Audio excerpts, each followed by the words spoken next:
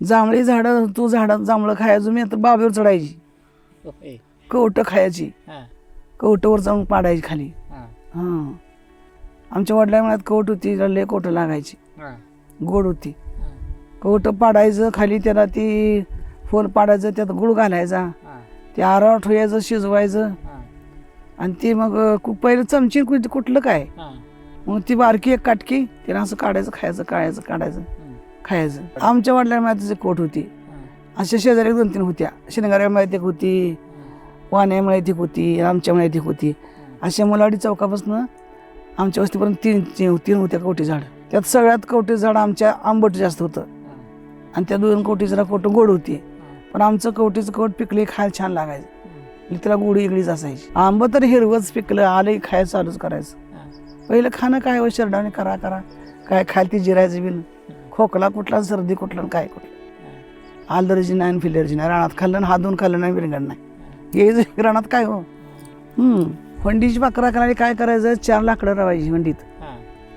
आपट फंडला येडा कधी घालायचा मोठ्या तुकडं, मधभागी 4 मिडी रवायच्या, त्यावर 4 लाकडं टाकून बसायला करायचं, पेंड्याला हातरून चढायला करायची वाट, खाल्लं मिडीवर चढायचं, वरच गोपण ठेवायची, एक पाठीवर दगड ठेवायचं, वर बारक खडं नेऊन ना, आणि वर चढून वरायला हा म्हणून गोपण वरच्यावर फिरवायची आणि पाकरा आणायची. त्याला काय म्हणत ती तयार केलेलं, ती आटोळा.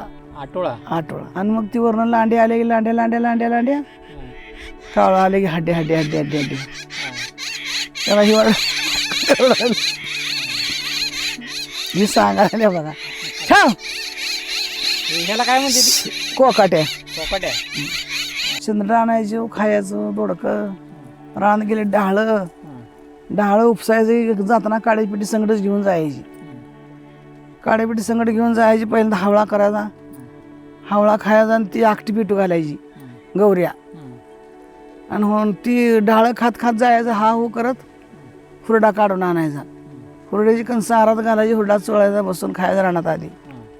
कुठं पाकरला हा इकडे म्हणून 2 इकडं काढायचं, वैसं म्हशीला वाटप वैरण काढून घ्यायची, चला घरला.